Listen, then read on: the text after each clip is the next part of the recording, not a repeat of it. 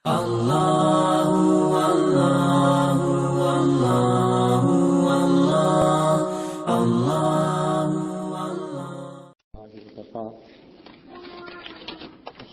على عباده الذين اصطفى أما بعد أعوذ بالله من الشيطان الرجيم بسم الله الرحمن الرحيم إن أول بيت وضع للناس للذي ببكة مباركا وهدى للعالمين فيه آيات بينات مقام إبراهيم ومن دخله كان آمنا ولله على الناس حج البيت من استطاع إليه سبيلا ومن كفر فإن الله غني عن العالمين سبحان ربك رب العزة عما يصفون وسلام على المرسلين والحمد لله رب العالمين اللهم صل على سيدنا محمد وعلى آل سيدنا محمد وبارك وسلم. جن حضرات کے پاس سیلولر فون ہے ان کی خدمت میں گزارش ہے کہ اس کو بند کریں.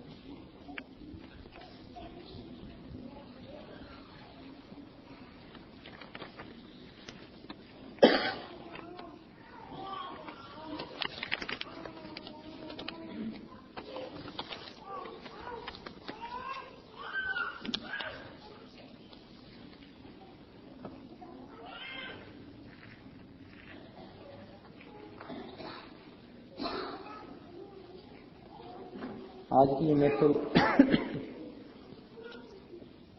حج کے عنوان سے منعقد ہوئی ہے. یہ ارکان اسلام میں سے ایک عظیم الشان رکن ہے.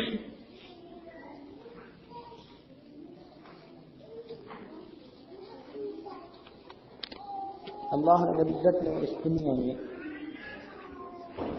ایک جگہ کو اپنے ساتھ نسبت عطا فرمائی اور وہاں پر اپنا گھر بنوایا. دیکھنے میں وہ پتھروں کا بنا ہوا ایک کوٹھا ہے، مگر اللہ رب العزت کی تجلیات خاصہ کا وہاں پر ورود ہوتا ہے. ان تجلیات ذاتیہ کے اس جگہ پر وارد ہونے سے وہ جگہ بیت اللہ کہلاتی ہے، اللہ رب العزت کا گھر. سب انسانوں کو حکم ہوا کہ جب وہ اللہ کی عبادت کریں تو اس کی طرف رخ کریں. چنانچہ اگر بالفرض کوئی ظالم اس جگہ سے اس مکان کو، اس کمرے کو ہٹا بھی دے پھر بھی وہ جگہ بیت اللہ رہے گی. حتیٰ کہ اگر وہ وہاں سے زمین کی مٹی کو کھود کر میلوں گہرا بھی کر دے پھر بھی وہ جگہ بیت اللہ رہے گی، کیونکہ بیت اللہ ان اینٹوں کا نام نہیں ہے، اس جگہ کا نام ہے جہاں پر اللہ رب العزت کی تجلیات وارد ہوتی ہیں. وہ ایک آئینہ ہے. جس طرح بڑی سے بڑی چیز آئینے کے اندر سما جاتی ہے، یوں سمجھیے کہ اللہ رب العزت کا جمال جس کا کوئی حد و حساب نہیں وہ اس جگہ کے اندر سما گیا ہے. اسی لیے ہر کلمہ گو کو اس جگہ کے ساتھ ایک فطری کشش محسوس ہوتی ہے. ہم کہہ سکتے ہیں کہ بیت اللہ شریف انسانوں کے دلوں کا مقناطیس ہے. غریب سے غریب آدمی کو دیکھیے، اسے کھانے کو ملتا ہے یا نہیں، پہننے کو کپڑے پورے ہیں یا نہیں، رہنے کے لیے چھت ہے یا نہیں، مگر اس کے دل کی یہ تمنا ضرور ہوگی میں اللہ کے گھر کو دیکھوں. یہ ایک ایسی تمنا ہے جو فقط امیروں کے دل میں ہی نہیں غرباء کے دل میں بھی ہوتی ہے. ہر ایک کے دل میں جسے دیکھو وہی جانے کے لیے تیار. اسباب ہیں یا نہیں یہ کچھ اور بات ہے، مگر دل کی تمنا ہر ایک کی. اور پھر کشش بھی کیسی کہ جب انسان اس جگہ کا سفر کر کے جاتا ہے تو دور کھڑے ہو کے دیکھتا نہیں رہتا، اس کے قریب کھنچتا ہے. اتنا قریب کھینچتا ہے کہ بے اختیار ملتزم کے اوپر جا کر لپٹ جاتا ہے، جیسے مقناطیس کے ساتھ لوہا چپک جاتا ہے، یہ اللہ کا بندہ بھی اللہ کے اس گھر کے ساتھ ہی لپٹ جاتا ہے۔ یہ دنیا کا دستور ہے کہ جب بھی کوئی محبت کا دعویٰ کرے تو محبوب سے آزماتا ہے کہ یہ اپنے دعوے میں پکا بھی ہے یا نہیں۔ عام طور پر آزمانے کے دو طریقے ہوتے ہیں، ایک کو مالی امتحان کہتے ہیں اور دوسرے کو جانی امتحان کہتے ہیں۔ اللہ رب العزت نے رجب اور شعبان کے اندر ایمان والوں کا مالی امتحان لیا، انہیں حکم دیا کہ تم اپنے مال میں سے زکوٰۃ ادا کرو۔ اب اللہ کے نام پر اپنے کمائے ہوئے مال میں سے پیسے اللہ کے نام پر دے دینا یہ قربانی ہے۔ جب ایمان والوں نے یہ قربانی دے کر دکھا دی تو گویا یہ مالی امتحان کے اندر کامیاب۔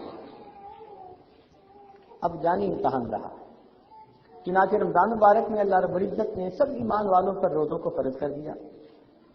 وہ چیزیں جو ان کے لیے حلال تھیں، جو جائز تھیں، جو ان کی ضرورت تھی، ان چیزوں سے بھی دن کے اوقات میں ان کو منع کر دیا۔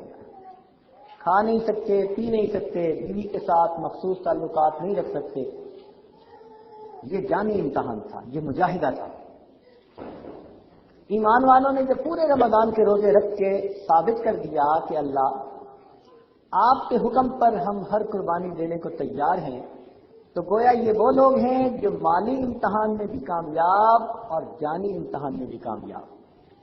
اب دستور ہے کہ محبوب ان کو اپنی ملاقات کا موقع دے، چنانچہ پروردگار عالم نے شوال کے اندر ان کو اپنے گھر کی طرف بلایا۔ اے امتحان میں پورا اترنے والے میرے عاشقوں، ثابت کر دیا تم نے کہ میرے کہنے پر لبیک کہی، اب یہی لبیک کا کلمہ کہتے کہتے تم میرے گھر کی طرف چلو۔ چنانچہ اگر کوئی آدمی شوال میں حج کا احرام باندھنا چاہے تو وہ باندھ سکتا ہے۔ ان کو اشہر معلومات کہتے ہیں۔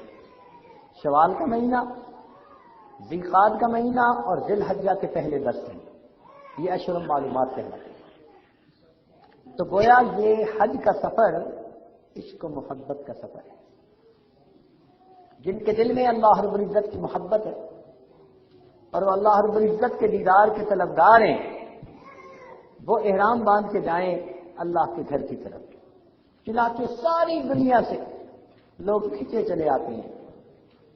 اب آج کے ایام میں معلوم نہیں کہاں کہاں سے لوگ بیت اللہ شریف کی طرف سمٹ رہے ہوں گے، قافلے چل رہے ہوں گے۔ کسی نے 20 سال دعائیں مانگی ہوں گی، کسی نے 70 سال دعائیں مانگی ہوں گی، کوئی 40 سال کی تہجد کی نماز کی دعاؤں کے بعد وہاں پہنچ رہا ہوگا۔ کیسے کیسے خوش نصیب لوگ ہوں گے، اپنی عبادتوں، اپنے تقوی، اپنی طہارت، اپنے علم عمل، کسی نے قرآن کی خدمت کی، کسی نے حدیث پاک کی خدمت کی، کسی نے اللہ رب العزت کی یاد میں راتوں میں عبادت میں گزاری۔ یہ سارے عشاق اس موقع پر بیت اللہ شریف کی طرف روانہ ہوتے ہیں۔ تو یہ قافلے جو چلتے ہیں پیدل بھی، سواریوں پر بھی، یہ اللہ رب العزت کے طلبگار ہیں۔ چنانچہ یوں سمجھیے کہ رمضان میں مجاہدہ تھا، اب ذی الحجہ میں مشاہدہ ہے۔ مجاہدے کے بعد مشاہدہ ہوتا ہے۔ چنانچہ مشاہدے کے لیے اللہ رب العزت نے اپنے بندوں کو اپنی طرف بلا لیا۔ یہ حج 9 ہجری کے اندر فرض ہوا۔ جب پہلے سال فرض ہوا تو نبی علیہ الصلوۃ والسلام نے حضرت ابوبکر صدیق رضی اللہ تعالیٰ عنہ کو قافلے کا سردار بنا کر اور 300 صحابہ ان کے ہمراہ حج کے لیے بھیجے۔ جس سیدنا صدیق رضی اللہ عنہ کو اعزاز ملا کہ نبی علیہ الصلوۃ والسلام نے ان کو امیر حج بنا کر بھیجا۔ 300 صحابہ ساتھ ہیں۔ جب یہ قافلہ روانہ ہو گیا تو بعد میں سورہ برات کی ابتدائی آیتیں اتر آئیں، تو نبی علیہ الصلوۃ والسلام نے حضرت علی رضی اللہ تعالیٰ عنہ کو پیچھے سے بھیجا کہ آپ بھی جائیں حج میں شامل ہو جائیں اسی قافلے کے ساتھ اور ان کو میرا خاص پیغام پہنچا دیں۔ اس پیغام میں 4 باتیں تھیں، جن میں سے ایک بات یہ تھی کہ کوئی مشرک آج کے بعد حدود حرم میں داخل نہیں ہو سکے گا۔ قرآنی فیصلہ آ گیا تھا انما المشرکون نجس، یہ مشرک لوگ نجس ہیں۔ اب دیکھیے یہاں سے 2 باتیں معلوم ہوئی۔ ایک بات تو یہ معلوم ہوئی کہ جن کے اندر نجاست تھی، کفر کی، شرک کی، ان کو تو منع کر دیا گیا، اور جن کے اندر ایمان کا نور تھا ان کو حج کا حکم دے دیا گیا۔ تو معلوم ہوا کہ صدیق اکبر لانو کے دل میں ایمان کا نور تھا، اس لیے نبی علیہ السلام نے ان کو خود حاجیوں کے قافلے کا سردار بنا کر دیا۔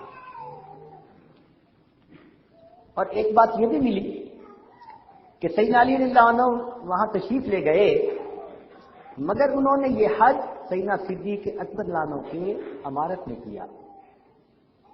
امیر سیدنا صدیق اکبر ہے۔ اب دیکھیے 4 عبادتوں میں سے 2 اجتماعی عبادتیں ہیں، ایک نماز اور ایک حج، یہ اجتماعی طور پر کی جاتی ہیں۔ روزہ اور زکوٰۃ وہ تو انفرادی عبادت ہے۔ دونوں اجتماعی عبادات کی امامت سیدنا صدیق اکبر کو مل رہی ہے۔ نبی علیہ السلام خود ان کو امیر حج بنا کر بھیج رہے ہیں، اور نبی علیہ السلام خود اپنی حیات مبارکہ میں ان کو اپنے مصلی پر امام بنا رہے ہیں۔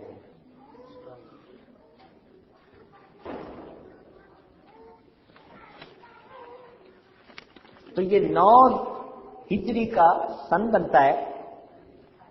یہ 9 کا ہی حصہ بھی عجیب ہے جو سیدنا صدیق اکبر کے حصے میں آیا۔ 9 کے حصے کے اندر کچھ خصوصیات ہیں۔ مثال کے طور پر جن کو 9 کا پہاڑا آتا ہے نا، وہ اگر دیکھیں 9 کو 2 سے ضرب دیں تو 18 بنتا ہے، لیکن 18 کے 2 ڈیجٹ ہیں، ایک 1 اور 8، ان کو جمع کریں تو کیا بنتا ہے؟ 9 بنا۔ 9 کو 3 سے ضرب دیں تو کیا بنا؟ 27، اور 2 اور 7 کو جمع کریں تو کیا بنا؟ 9 کو 4 سے ضرب دیں تو کیا بنا؟ 36، اور 6 اور 3 کو جمع کریں تو کیا بنا؟ اور اگر 9 کو 5 سے ضرب دیں تو کیا بنا؟ اور 5 اور 4 کو جمع کریں تو کیا بنا؟ اگر 9 اور 6 کو ضرب دیں تو کیا بنا؟ 63، اور 6 اور 3 کو جمع کریں تو کیا بنا؟ اگر 9 اور 7 کو ضرب دیں تو کیا بنا؟ جی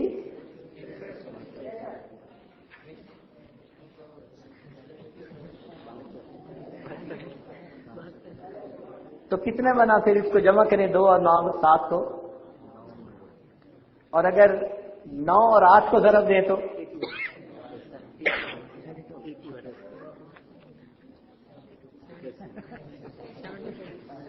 یہ کیلکولیٹر کی سہولیات ہیں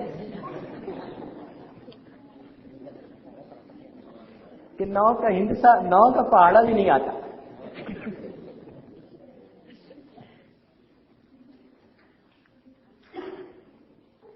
تو 9 اور 9 کو ضرب دیں تو کیا بنا؟ اور 8 اور 1 کو جمع کریں تو کیا بنا؟ گویا پورے پہاڑے کو اگر آپ دیکھیں تو 2 جواب آتا ہے، اس کے ڈیجٹ کو جمع کریں تو پھر کیا بنتا ہے؟ 9 ہر جگہ موجود ہے۔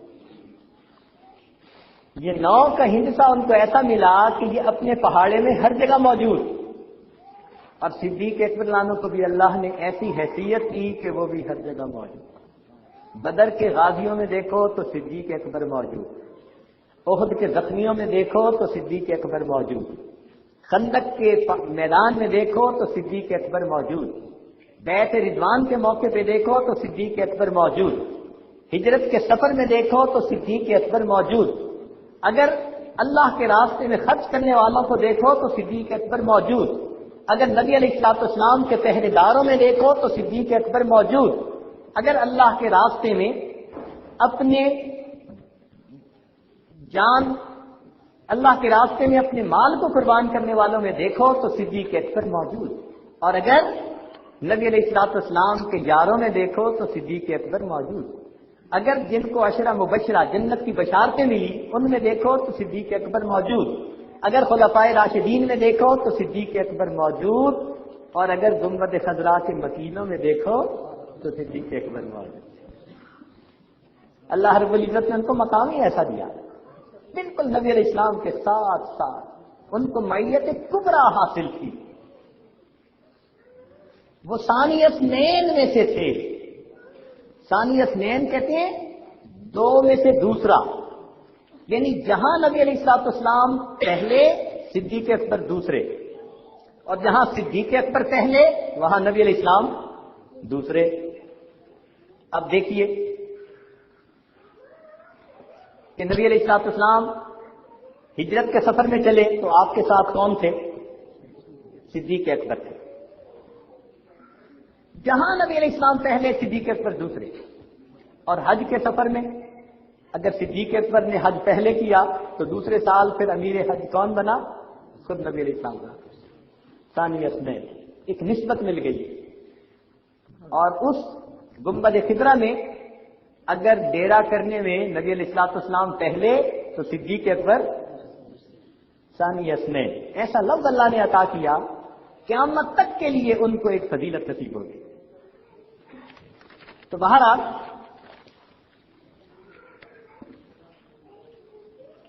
سفر حج میں مشقت اور تکلیف کا ہونا ضروری۔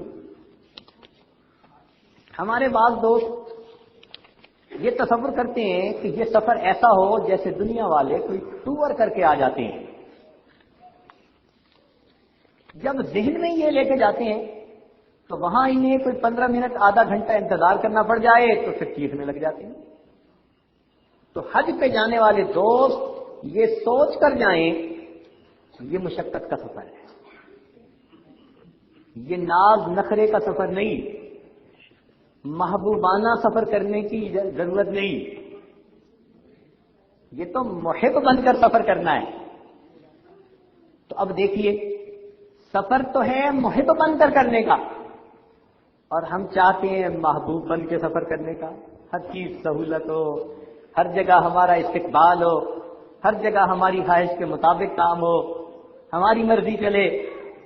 تو محب بن کے سفر کرنا ہے، محبوب بن کے سفر کرنے کی اجازت نہیں ہے۔ اس لیے کہ حج کا فلسفہ ہی یہی، یہ عشق کا سفر ہے، محبت کا سفر ہے۔ جو محبوب بننے کی کوشش کرے گا وہ گھر میں ہی بیٹھا رہے گا۔ توفیق ملے گی اس کو جو عشق کے ساتھ محبت کے ساتھ سفر کرنا چاہے۔ تو اپنی طرف سے انسان مشقتیں طلب نہ کرے، عافیت مانگے، لیکن اگر مشقت آ جائے تو اس کے اوپر صبر کرے۔ ہے ہی مشقت کا سفر، تو شروع سے ذہن میں یہ لے کے جائیں کہ یہ مشقت کا سفر ہے۔ اور مشقتیں تو پہلے زمانے میں ہوا کرتی تھی، آج تو آسانیوں کا سفر ہے۔ ہمارے حضرت رحمۃ اللہ علیہ فرماتے تھے کہ ہم لوگ بحری جہاز کے ذریعے سفر کرتے تھے اور اپنے ملک سے جدہ بسا اوقات 1 مہینہ کا سفر کر کے پہنچا کرتے تھے۔ آج تو 20 دن میں حج کر کے واپس، اور ہوائی جہاز پر 4 گھنٹے کی فلائٹ، یہاں سے کر لیں تو چلو 15-16 گھنٹے لگ جائیں گے، اور کیا ہوگا۔ 30 دن سمندر کا سفر کرنا پڑتا تھا، اور اس میں بحری جہاز کے ہچکولے وہ ویسے ہی بندے کا دماغ آؤٹ کر دیتے تھے۔ اور فرماتے تھے کہ جب ہم جدہ پہنچتے تھے تو جہاز سے زمین پر اترنے کے لیے 3 دن کا وقت لگا کرتا تھا۔ جب جہاز پہنچتا تو 3 دن حاجی جہاز میں رہتے، ان کے کاغذات دیکھے جاتے، یہ دیکھا جاتا کہ ان کے اندر کوئی بیماری تو نہیں ہے۔ تو ڈاکٹر لوگ 3 دن ان کو جہاز میں رکھتے، چیک کرتے رہتے، جب تسلی ہو جاتی تو پھر اترنے کا موقع دیتے۔ اب بتائیے 3 دن جہاز میں انتظار کر کے زمین پہ قدم رکھنے کی اجازت ملتی تھی، اور آج تو جہاز سے پہنچتے ہیں اور امیگریشن میں 3 گھنٹے بھی نہیں پورے لگتے، اور وہ بھی ایئر کنڈیشن کمروں میں بٹھا دیتے ہیں، اور اس پر بھی بیٹھے باتیں کر رہے ہوتے ہیں کہ یوں نہیں ہونا چاہیے تھا، یوں ہونا چاہیے تھا۔ اندازہ لگائیے کہ ہماری کم ظرفی کا کیا حال ہے۔ ہم چاہتے ہیں کہ بس ہم جب نیچے اتریں تو ایک اسپیشل لیموزین کھڑی ہو جو لے کر ہمیں بیت اللہ کے دروازے تک پہنچا دے. ایک سسٹم ہے، اس کے مطابق ہمیں چلنا چاہیے. اگر حاجی کیمپ میں وقت لگتا ہے تو وہ ایک روٹین سمجھ لیجئے اور اس سفر کا حصہ سمجھ لیجئے اور اس کی مشقت پر بھی اجر ملنا ہے. آپ بتائیے وہ دنیا کا کون سا بادشاہ ہے جو ملاقات کرنے والوں کو گھنٹوں انتظار نہیں کرواتا؟ ارے دنیا کے بادشاہ اپنے ملاقات والوں کو گھنٹوں انتظار کروائیں تو مالک الملک کی ملاقات کرنے والوں کو اگر انتظار میں بیٹھنا پڑ جائے تو سیکھنے کی کیا ضرورت ہے؟ اور میں تو یوں پوچھتا ہوں کہ جس وقت اللہ تعالیٰ نے آپ کے حج کے بارے میں فیصلہ فرمایا کہ یہ میرا بندہ حج کے لیے آ سکتا ہے، اگر بالفرض اس وقت آپ سے یہ پوچھا جاتا بالفرض کہ میرے بندے حج کی سینکشن تو میں کر رہا ہوں مگر یہ بتا کہ تجھے اتنے گھنٹے انتظار کرنا پڑے گا، یہ مشقت اٹھانی پڑے گی، یہ جو ہے وہ راتوں کو جاگنا پڑے گا، بتا یہ سب تجھے قبول ہے؟ اگر قبول ہے تو اجازت دیتا ہوں ورنہ نہیں دیتا. تو ہم کیا جواب دیتے؟ ہم کہتے اللہ اس سے دگنی بھی برداشت کرنے کو تیار ہے، اس سے 10 گنا برداشت کرنے کو تیار ہے، اللہ اجازت دے دیجیے. اب اللہ نے بن کہے بن مانگے حج کے لیے اجازت عطا فرما دی اور ہم ہیں کہ اعتراض کرتے پھرتے ہیں کہ جی حج کے اندر بڑی مشقت ہوتی ہے. تو اس لیے یہ پوائنٹ آپ کے ذہن میں بٹھانے کی کوشش کی جا رہی ہے کہ حج کا سفر مشقت کا سفر. ذہن میں ہی لے کے جائیں ہم عبادت کرنے جا رہے ہیں اور عبادت میں مشقت اٹھانی پڑتی ہے. آرام چاہتے ہیں تو بستر پہ پڑے رہیں گھر میں. کس نے آپ کو آ کے کہا ہے کہ آپ ضروری حج کے اوپر جائیں؟ جب قدم ہی اٹھا لیا تو پھر ان مشقتوں کو معمولی سمجھیے اور کوشش یہ کیجیے کہ زبان سے کسی بھی چیز پر اعتراض نہ ہو. یہ ایک بہت اہم بات ہے. ہمارے حضرت رحمۃ اللہ علیہ نے ایک واقعہ سنایا، فرماتے تھے کہ ایک مرتبہ ایک حاجی تھا اور وہ صبح کا ناشتہ لینے کے لیے گیا تو کچھ چیزیں خرید رہا تھا. کسی نے اس سے کہا کہ بھئی یہ دہی بھی لے لو، تو کہنے لگا نہیں مدینہ کی دہی کھٹی ہوتی ہے میں نہیں لیتا. بات آئی گئی ہوگی. اب جب رات کو خواب سویا تو خواب آیا کہ نبی علیہ السلام کی زیارت ہوئی تو نبی علیہ السلام نے ناراض ہو کر حکم فرمایا کہ نکل جاؤ میرے شہر سے، کہتے ہو کہ مدینہ کی دہی کھٹی ہوتی ہے. اور خواب ختم. اب بڑا پریشان، آنکھ کھل گئی کہ محبوب ناراض ہو کر فرما رہے ہیں کہ نکل جاؤ اس شہر سے، کہتے ہو کہ مدینہ کی دہی کھٹی ہوتی ہے. اب پریشان ہوا، علماء سے پوچھا میں کیا کروں. کسی نے مشورہ دیا کہ آپ نبی علیہ الصلوۃ والسلام کے چچا سیدنا امیر حمزہ رضی اللہ عنہ جہاں مدفون ہے وہاں چلے جائیں، ایصال ثواب کریں، دعا مانگے، اللہ تعالیٰ کی رحمت ہو جائے. چنانچہ اس نے ایسا ہی کیا. سیدنا امیر حمزہ رضی اللہ عنہ کے مزار پر گیا، ان کے لیے ایصال ثواب کیا، دعائیں مانگی. رات کو آیا، خواب میں سیدنا امیر حمزہ رضی اللہ عنہ کی زیارت ہوئی. سیدنا امیر حمزہ رضی اللہ عنہ نے فرمایا کہ دعا تو اگرچہ آپ نے بہت مانگی وہ اپنی جگہ، لیکن جب آپ کو محبوب فرما چکے نکل جا میرے شہر سے، اب آپ کو رکنے کی اجازت نہیں، اگر نہیں نکلو گے ایمان سے محروم ہو جاؤ گے. چنانچہ اس آدمی کو شہر سے نکلنا پڑا. تو اس لیے جب وہاں جائے ہمارا ایک محبت کا تعلق ہے اس جگہ کے ساتھ، کسی چیز پر اعتراض نہ کریں. کیا ہم چند دنوں کے لیے زبان بند نہیں کر سکتے؟ ہر جگہ پر خوبیاں بھی ہوتی ہیں، خامیاں بھی ہوتی ہیں، انتظامات کے اندر کوتاہیاں بھی ہوتی ہیں، لاکھوں انسانوں کا انتظام کرنا ہوتا ہے. تو اگر کوئی اونچ نیچ نظر بھی آ جائے تو چپ رہنے کی ضرورت ہے، کمنٹس کرنے کی ضرورت نہیں ہے.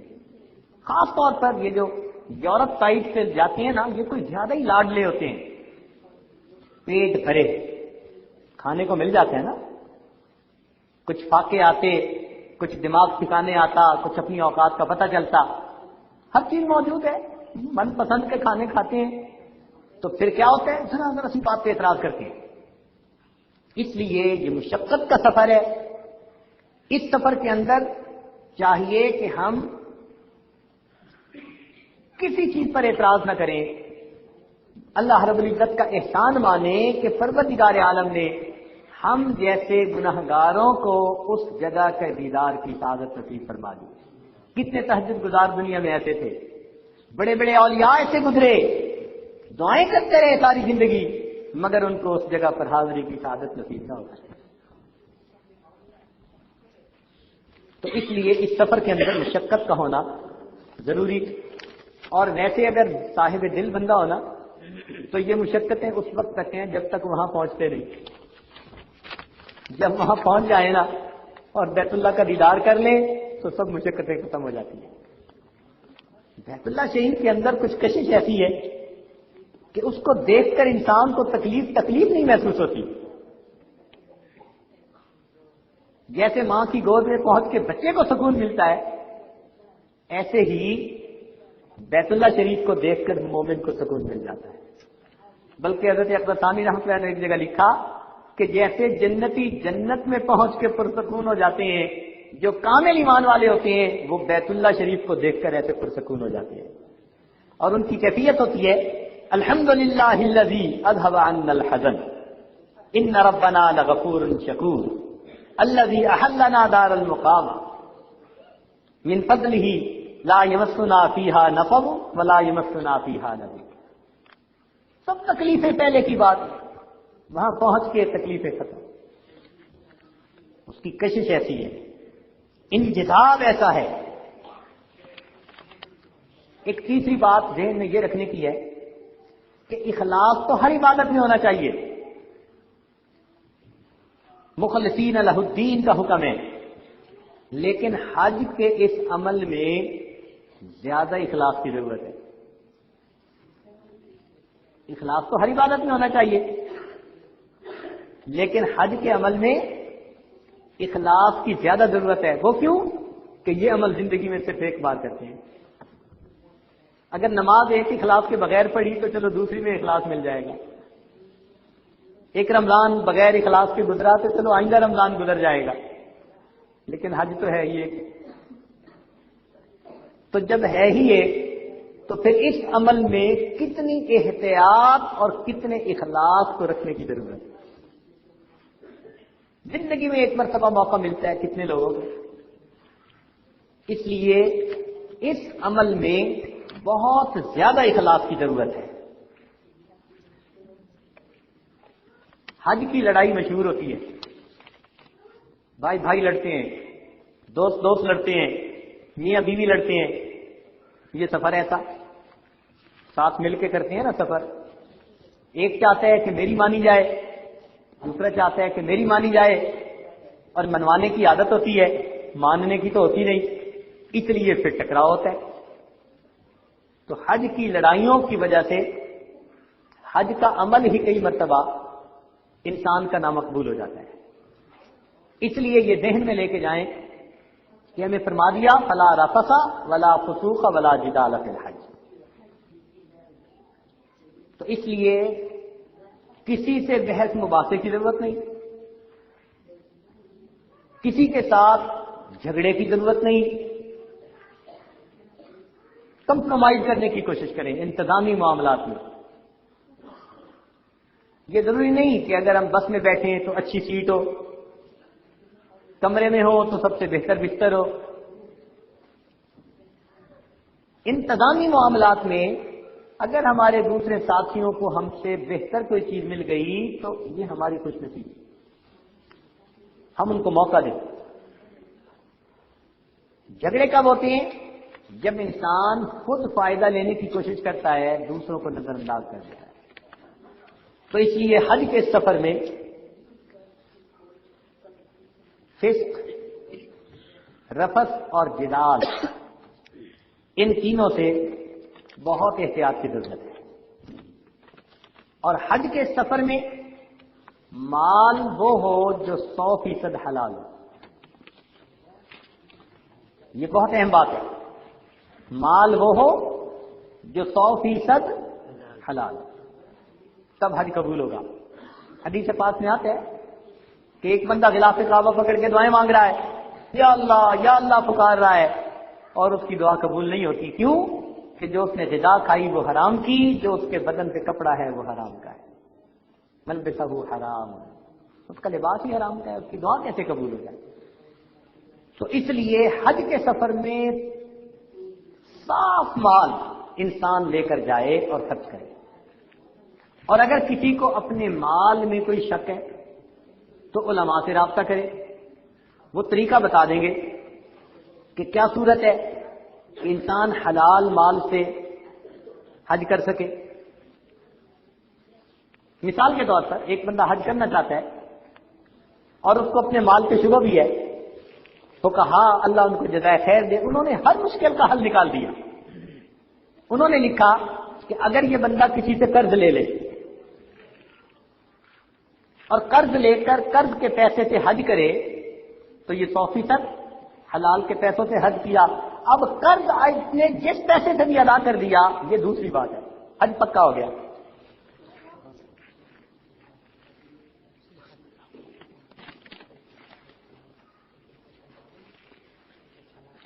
حج میں فخر اور شیخی بگھارنے سے بچے. کئی مرتبہ، ایک سے زیادہ مرتبہ حج کرنے کا موقع ملے تو ساتھیوں کے سامنے انسان اس لیے تذکرہ کرتا ہے کہ یہ سمجھ لے میں ہر سال حج کرتا ہوں. نبی اسلام نے فرمایا یہ قرب قیامت کی علامت ہے کہ میری امت کے امراء سیر کرنے کے لیے حج کریں گے، میری امت کے غربا بھیک مانگنے کے لیے حج کریں گے، اور میری امت کے علماء دوسروں پر اپنا فخر ظاہر کرنے کے لیے حج کریں گے. تو ایسے وقت میں فخر و مباحات سے بچنے کی ضرورت ہے. اور یہ بھی دیکھا کہ کچھ لوگ حج اس لیے نہیں کرتے کہ جی ہمارے پاس بس تھوڑے سے پیسے ہیں، ہم نے جمع کیے ہیں، اب ہم کیسے حج کریں. حدیث پاک کا مفہوم یہ ہے کہ جو انسان کثرت سے حج یا عمرہ کرتا ہے اللہ تعالیٰ اس کے رزق کو فراخ فرما دیتے ہیں. حدیث پاک میں تو حج اور عمرہ کرنے سے رزق میں فراخی آتی ہے.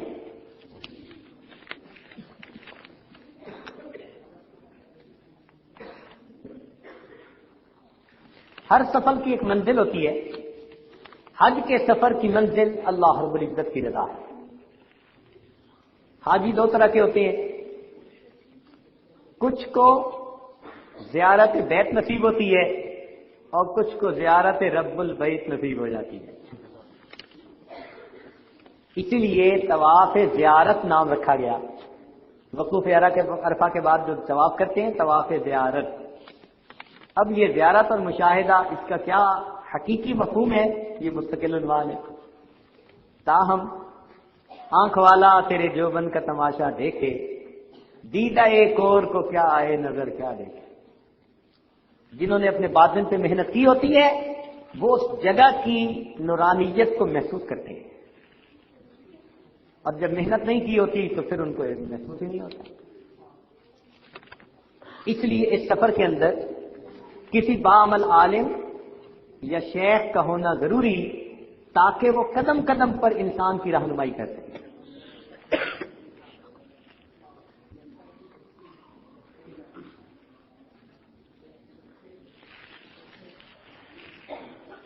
حج کے اس سفر کے اعمال میں عجیب حکمتیں ہیں. کیونکہ یہ عشق و محبت کا سفر ہے لہذا اس کے اعمال کو اگر آپ دیکھیں تو آپ کو اس میں بھی عشق کی نسبت غالب نظر آئے گی.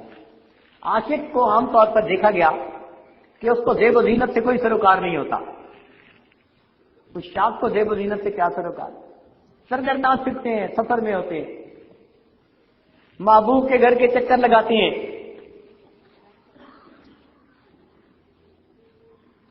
یہ تمام اعمال حج کے سفر میں موجود ہیں. چنانچہ حج پہ جانے والے کو احرام باندھنے کا حکم دیا گیا. سب زیب و زینت اتار دے اور بس چادروں سے اپنے سطر کو لپیٹے، ننگے سر، بکھرے ہوئے بال، خوشبو لگا نہیں سکتا. اب یہ چل رہا ہے دیوانوں کی طرح. مگر کچھ شاخ تو آہیں بھرتے ہیں، نعرے مارتے ہیں، تو ان کو بھی کہہ دیا گیا ہاں آپ بھی چلو تو پھر ایک نعرہ بلند کرو. کون سا؟ لبیک اللہم لبیک، حاضر ہوں اللہ میں حاضر ہوں۔ اب ذرا ان کے معنی پہ غور کیجئے کہ یہ کیسا عجیب فکرہ ہے کہ جس میں انسان بار بار اللہ کو عرض کر رہا ہوتا ہے اے پروردگار میں حاضر ہوں، اے پروردگار میں حاضر ہوں۔ کاش کہ اس کے معنی کو ہم سمجھتے۔ ہمارے اسلاف حج کے لیے نکلتے تھے، ایک سفر کرتے تھے، سینکڑوں لوگ ان کی وجہ سے ہدایت پا کے آتے تھے۔ آج ہم ہدایت کر کے آتے ہیں، خود اپنے آپ کو بدل کے واپس نہیں آتے، جیسے جاتے ہیں ویسے ہی واپس آتے ہیں۔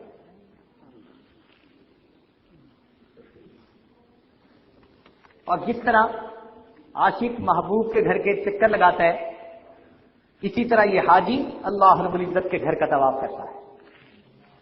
اطوف علی الجدار دیار لیلا وقبل ذل جدار وذل جدارا وما حب الدیار شغفن قلبی ولکن حب من سکن الدیار۔ طواف کر رہا ہوتا ہے جیسے پروانہ شمع کے گرد۔ سبحان اللہ۔ اور آپ دیکھیں کہ دنیا میں کہیں کوئی ایسا موقع نہیں کہ جہاں مرد اور عورت کو ایک ہی کام ایک ہی وقت میں کرنے کا حکم ہو۔ اگر نماز بھی پڑھنی ہے تو درمیان میں ایک بڑی دیوار پردہ ہوگا۔ حج میں طواف ایک ایسا ہے کہ جس میں مردوں کو بھی کرنا ہوتا ہے، عورتوں کو بھی کرنا ہوتا ہے۔ اب یہ کیوں ہے؟ اس کی حکمت علماء نے لکھی کہ رب کریم یہ ثابت کرنا چاہتے تھے یہ میرے وہ بندے ہیں جو میرے عشق و محبت میں اتنا آگے بڑھ چکے کہ اس محبت کی وجہ سے یہ میرے گھر کا طواف کرنے آئے۔ یہاں پہنچ کر مرد اپنی مردانگی کو بھول گیا، عورت اپنی نسوانگی کو بھول گئی، اور دونوں میری طرف متوجہ ہیں، کسی کو کسی کی طرف التفات نہیں، حتیٰ کہ میاں بیوی کو ایک دوسرے کی طرف رجحان نہیں۔ میرے یہ بندے دنیا کی جتنی بھی نفسانی محبتیں تھیں ان سب کو ترک کر چکے، میری محبت غالب آ چکی۔ دیکھو یہ ایک وقت میں طواف کر رہے ہیں مگر ایک دوسرے کی طرف مائل ہونے کی بجائے سب رو رہے ہیں، میرے سامنے دعا مانگ رہے ہیں۔ تو اللہ رب العزت نے اس موقع پر ثابت کیا کہ میرے بندوں نے یہاں آ کر ثابت کیا کہ میری محبت تمام محبتوں پر غالب ہے۔ اور واقعی بات ایسی ہے، وہاں تو اللہ کی محبت کا وہ جذبہ ہوتا ہے کہ انسان حیران ہوتا ہے۔ مرد اپنا رو رہے ہیں، دعائیں مانگ رہے ہیں، عورتیں اپنا رو رہی ہیں، دعائیں مانگ رہی ہیں، کسی کو کسی کی خبر نہیں ہوتی۔ ہاں اگر محنت نہ کی ہو اور دل کے اندر فسق بھرا ہو تو پھر بات کچھ اور ہوتی ہے۔ تو یہ محبت کا سفر ہے، اللہ رب العزت کے عشق میں چکر لگاتا ہے انسان۔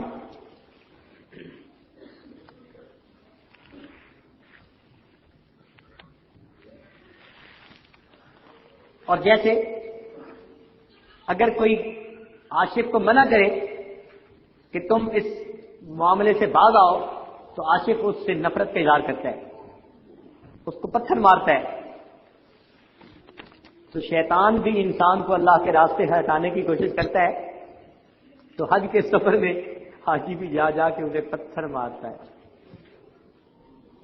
اور عاشق قربانی پیش کرتا ہے۔ اس سفر میں حاجی بھی اللہ کے نام پر قربانی پیش کر رہا ہوتا ہے۔ تو اس کے جتنے بھی اعمال ہیں ان کے اندر حکمتیں ہیں، اور ہر عمل میں عشق اور محبت کا رنگ جھلک رہا ہو۔ اللہ تعالیٰ کی شان دیکھیے اور یہ دین اسلام کی کا حسن دیکھیے کہ حج کوئی نماز پڑھنے کا نام نہیں ہے۔ اگر دل پر 2 رکعت امام کے پیچھے وہاں جا کر پڑھنے کا نام ہوتا تو کتنی مصیبت ہوتی، کتنے بوڑھے ہوتے جو وضو ہی بنا رہے ہوتے اور 2 رکعت پوری ہو چکی ہوتی، کئی بیمار ہوتے، کئی معذور ہوتے، اور کتنی عورتیں ہوتی جو ہزاروں روپیہ خرچ کر کے ہزاروں میلوں سے سفر کر کے وہاں جاتی اور ان کی نماز پڑھنے کی حالت ہی نہ ہوتی، تو کتنی مشکل پیش آ جاتی۔ لہذا حج کا سب سے بڑا رکن کیا کہ عرفات کے میدان میں ظہر کا لے کر عشاء کے درمیان وقوف کرنا۔ اب یہ وقوف ہر بندہ کر سکتا ہے، چاہے اس نے نماز پڑھنی ہے یا نہیں پڑھنی، حتیٰ کہ اگر کوئی بیمار ہے تو وہ بھی کر سکتا ہے، کوئی بے ہوش ہے تو وہ بھی وقوف کر سکتا ہے۔ تو یہ حسن دیکھیے دین اسلام کہ فقط اس جگہ پر احرام باندھ کے پہنچ گئے تو وہ وقوف مکمل ہو گیا۔ تو حج کے اعمال کے اندر اللہ رب العزت کی طرف سے بڑی حکمت ہے۔ حاجی خدائی مہمان ہوتا ہے۔ دیکھیں آپ اگر دعوت نامہ بھیجیں اور کسی کو بلائیں اور وہ بندہ آپ کے گھر آئے تو آپ محسوس کرتے ہیں کہ اس کا خیال رکھنا میری ذمہ داری ہے کہ میں نے دعوت نامہ دے کے بلایا۔ تو جب ہم دعوت دے کے کسی کو بلائیں اور وہ اس دعوت نامے کی وجہ سے آ جائے، ہم سمجھتے ہیں یہ مہمان ہے اور مہمان کی مہمان نوازی کرنی ہماری ذمہ داری۔ پروردگار عالم نے بھی دعوت بھیجی۔ ابراہیم خلیل اللہ کو فرمایا وَأَذِّن فِي النَّاسِ بِالْحَجِّ، ہے نا دعوت، سب کو دعوت مل رہی ہے۔ اے میرے پیارے خلیل آواز لگا دو، دعوت یہاں میں، آؤ اس گھر کی زیارت کے لیے۔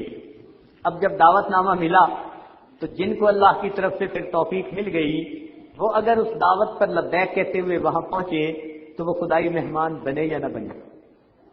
تو اگر ہم جیسے لوگ جن کے اندر ایک ذرہ جیسی شرافت ہے ہم مہمان کی مہمان نوازی اپنا حق سمجھتے ہیں تو سوچئے کہ پروردگار عالم اپنے گھر کی زیارت کے لیے آنے والوں کی کیسی مہمان نوازی فرماتے ہوں۔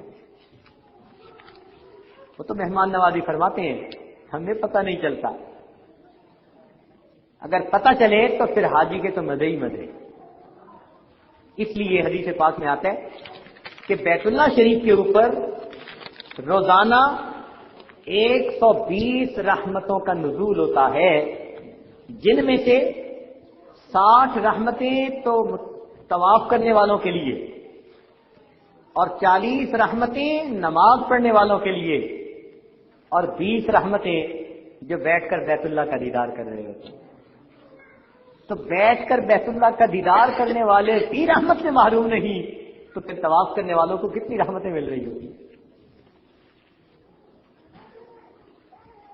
چنانچہ ایک جگہ ایسی ہے رکن یمانی اور ہجر اسود، اس کے درمیان میں حدیث پاک میں آتا ہے 70,000 فرشتے ہر وقت متعین ہوتے ہیں اور طواف کرنے والوں کی دعاؤں کے اوپر آمین کہہ رہے ہوتے ہیں۔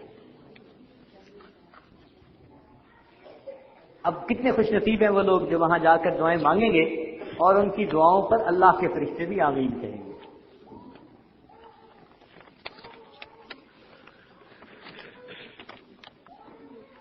مکہ مکرمہ میں جلال کی تجلیات غالب ہے، اللہ رب العزت کی ہیبت شان، جلالت شان ایسی ہے۔ مکہ مکرمہ کے اندر جلال کی تجلیات، چنانچہ وہاں کے رہنے والوں کی طبیعت میں بھی جلال زیادہ ہے۔ آپ مکہ مکرمہ کے کسی دکاندار سے کہیں نا جی کہ اس کے دام اتنے نہیں اتنے کر دو، کہے گا یہ اللہ، تشریف لے جائیے، دوسری بات ہی نہیں کرے گا۔ لیکن مدینہ طیبہ کے اندر آپ کو جمال کی تجلیات نظر آئیں گی، وہاں معاملہ ہی کچھ اور ہے۔ تو دونوں جگہ پر انوارات کا اپنا حسن ہے۔ اللہ رب العزت نے اپنے محبوب کی ولادت کے لیے تو مکہ مکرمہ کو پسند فرمایا، لیکن ان کی رہائش کے لیے مدینہ طیبہ کو پسند فرمایا۔ یہ دو جگہیں علیحدہ کیوں بنا دی گئی؟ اس لیے کہ یہ دو محبتیں تھیں جو مومن کے دل میں ہونی چاہیے، اور اگر دونوں جگہیں ایک ہی شہر کے اندر ہوتی تو دو میں سے ایک ہی غالب آ سکتی تھی نا، تو اللہ تعالیٰ نے دونوں کو علیحدہ علیحدہ شہر دے دیے۔ مکہ مکرمہ میں آؤ اللہ رب العزت کی محبت کا جذبہ غالب ہو، اور اگر مدینہ طیبہ میں جاؤ تو پھر اس کے رسالت کا جذبہ غالب ہو۔ چنانچہ دونوں جگہ جا کر انسان دونوں محبتوں سے لطف اندوز ہو سکتا ہے۔ عبادت گزاروں کے لیے مکہ کا قیام اعلیٰ اور عشق والوں کے لیے مدینہ کا قیام اعلیٰ۔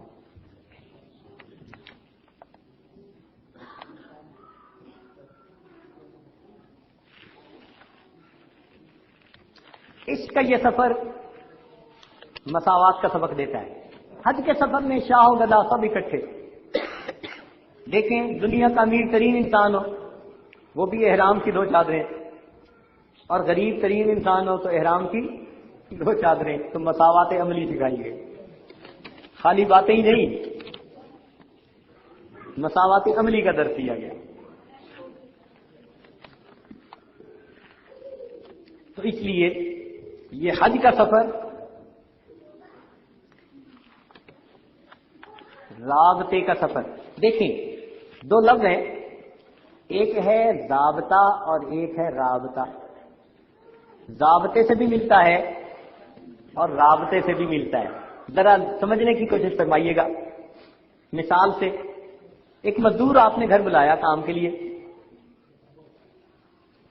اب وہ مزدور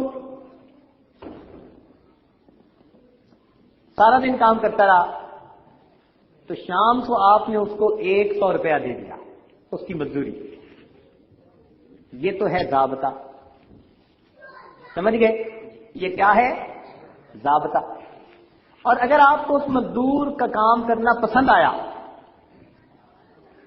اور آپ نے اس سے بلا کر حال احوال پوچھ لیے کہ سناؤ بھائی کہاں رہتے ہو، کیا حال ہے، اور وہ کہے جی کہ میں فلاں جگہ رہتا ہوں، میں تو آج کل بہت محنت کرتا ہوں، کام کر رہا ہوں، اس لیے کہ میں ایک ہی بیٹا ہوں ماں باپ کا، اور میرے سر پر ذمہ داری ہے، میری ہمشیرہ جوان ہے اور اس کی شادی کرنی ہے اور میرے پاس ابھی انتظام نہیں۔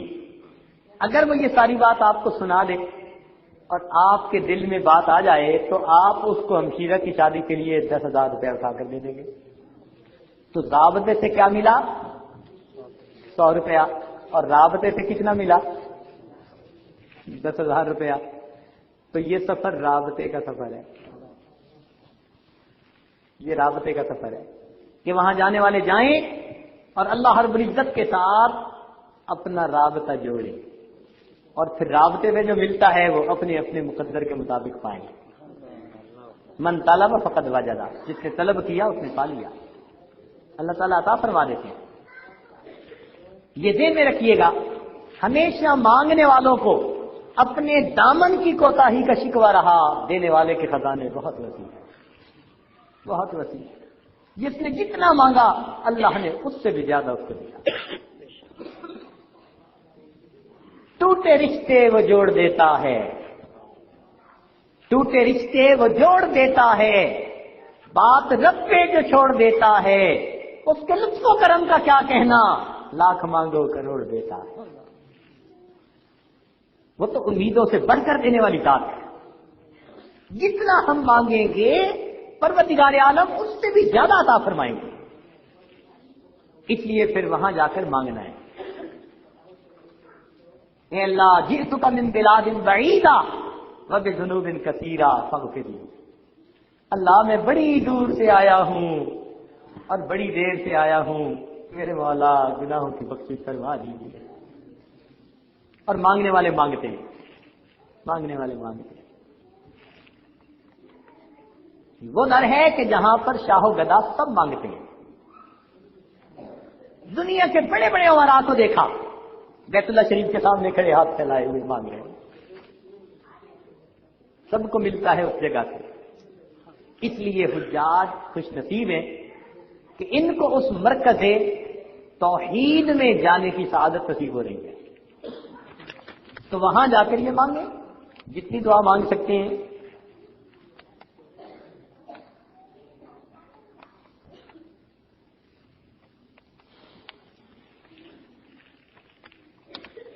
وہ عجیب دربار ہے۔ ہمارے حضرت رحمۃ اللہ علیہ نے ایک عجیب بات فرمائی، ذرا دل کے کانوں سے سنیے گا۔ فرمانے لگے کہ ایک حج میں نے ایسے کیا کہ میں بیت اللہ شریف کے سامنے بیٹھتا اور قرآن مجید کی تلاوت کرتا، ایک آیت پڑھتا اور وہ آیت اگر بشارت کے متعلق ہے تو جنت کی دعائیں مانگتا، اور اگر خوف سے متعلق ہے تو جہنم سے پناہ مانگتا۔ فرماتے ہیں ہر آیت پڑھ کر دعا مانگتا، اس طرح ایک ایک آیت پڑھتے پڑھتے میں نے پورے قرآن پاک کو مکمل کیا۔ اللہ والوں نے ایسے بھی وقت گزارے، مانگنے والوں نے اس دربار سے یوں بھی مانگا، ایک ایک آیت پڑھتے گئے، ہر آیت پر دعا مانگتے مانگتے بالآخر قرآن پاک کا مکمل کرنا.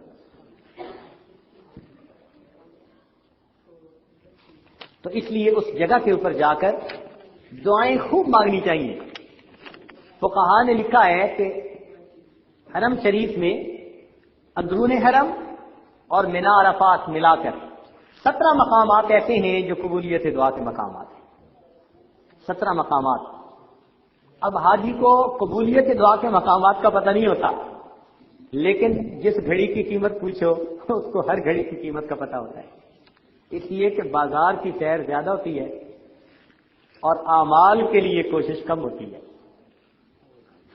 تو ابھی سے یہ مسائل سیکھ کے جائیے کہ وہاں پر کن کن مقامات پر دعائیں قبول ہوتی ہیں اور ان مقامات پر پہنچ کر دعائیں مانگنے کی کوشش کیجیے. ایک ایک جگہ پر دعائیں مانگیے. کیا معلوم کس جگہ کا کیا ہوا سجدہ میرے مالک کو پسند آ جائے.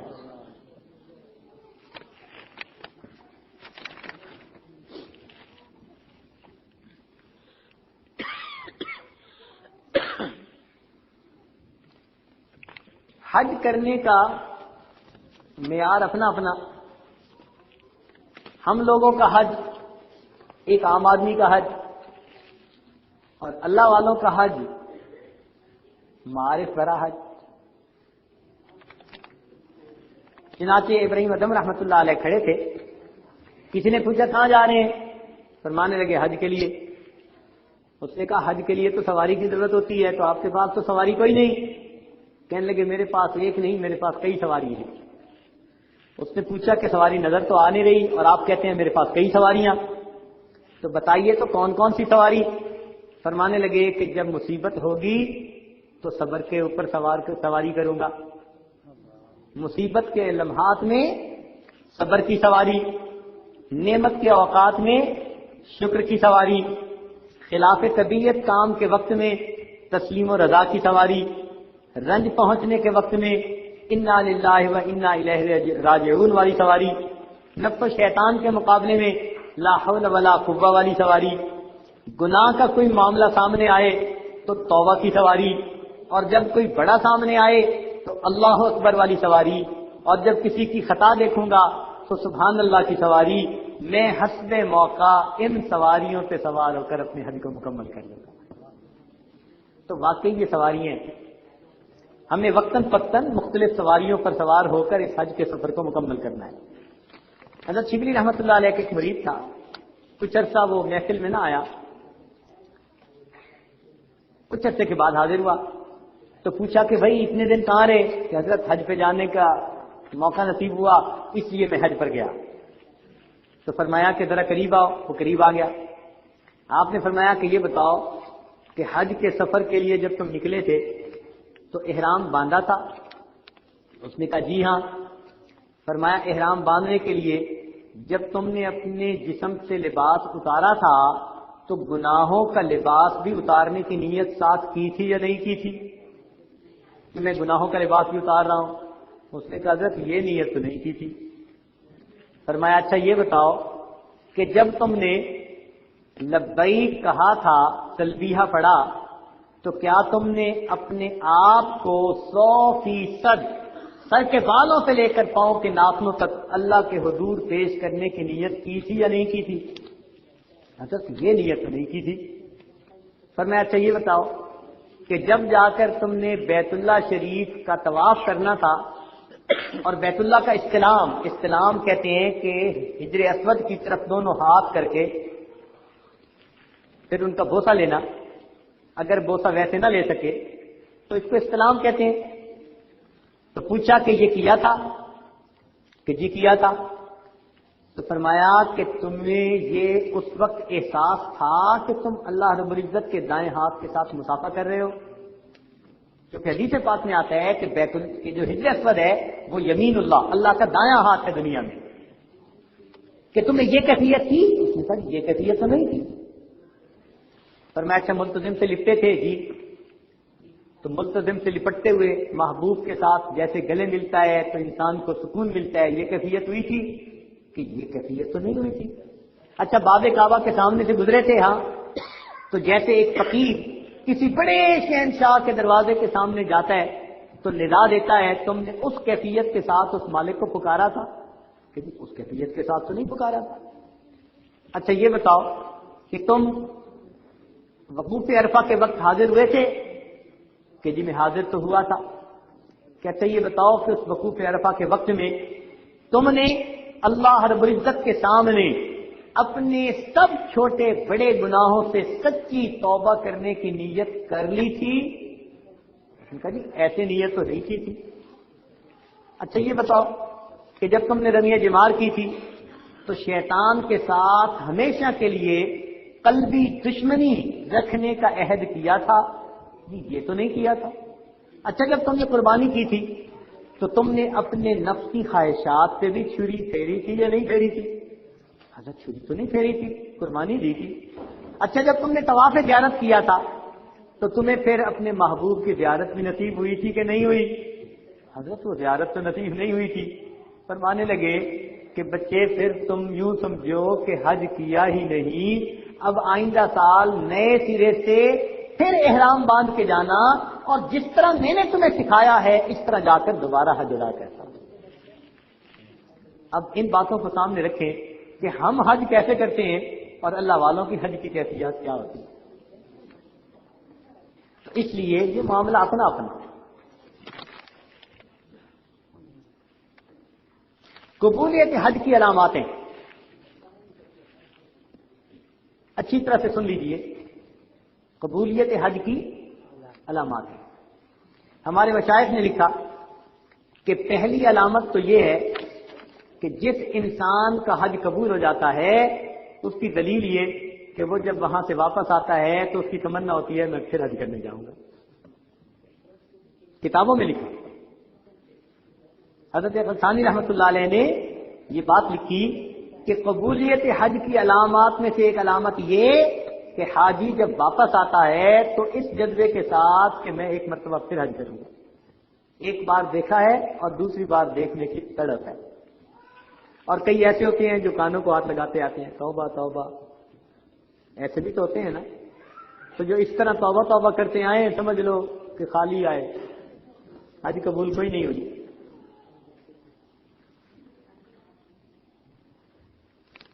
اور ایک بات یہ کہ جب انسان بیت اللہ شریف کے سامنے جاتا ہے، حضرت اسود کا استلام کرتا ہے، تو علماء نے لکھا کہ اس کے اندر کی جو بھی کیفیت ہوتی ہے نا وہ ظاہر ہو جاتی ہے. اندر کی جو بھی کیفیت ہو. چنانچہ کچھ لوگ وہاں جا کر استلام کریں گے نا تو ان کا خب سے باطن کھل جائے گا. نہ شکوے کی باتیں بیت اللہ شریف کے سامنے حرم میں بیٹھ کر ایک ایک گھنٹہ شکایتیں کرتے رہیں گے. فلاں یہ ہے، فلاں یہ ہے، محلے میں یوں کرتے ہیں، فلاں یوں کرتے ہیں. ایک ایک گھنٹہ بیٹھ کے وہاں شکایتیں کرتے رہتے ہیں. وہ اندر کھل جاتا ہے. تو یہ حضرت کا استلام عجیب ہے کہ انسان کی تلئی کھل جاتی ہے. جیسا اندر ہو وہ چھپا نہیں رہتا، کھل جاتا ہے. اور جس کے اندر شرافت نفس ہو پھر وہ چیز بھی کھل جاتی ہے. چنانچہ اس کے اندر اور تسلیم و رضا آ جاتی ہے. اس کو جتنی تکلیفیں پہنچے وہ سب تکلیفوں کو آسان سمجھ کر اللہ کی رضا کے لیے برداشت کر لیتا ہے. اس لیے حج کرنے کے بعد واپس آتے ہیں تو کچھ لوگوں کی نیکی میں اضافہ ہو جاتا ہے اور کچھ لوگ پہلے سے بھی گئے گزرے بن جاتے ہیں. وہ ایک دکاندار تھا، ایک آدمی لینے کے لیے آیا،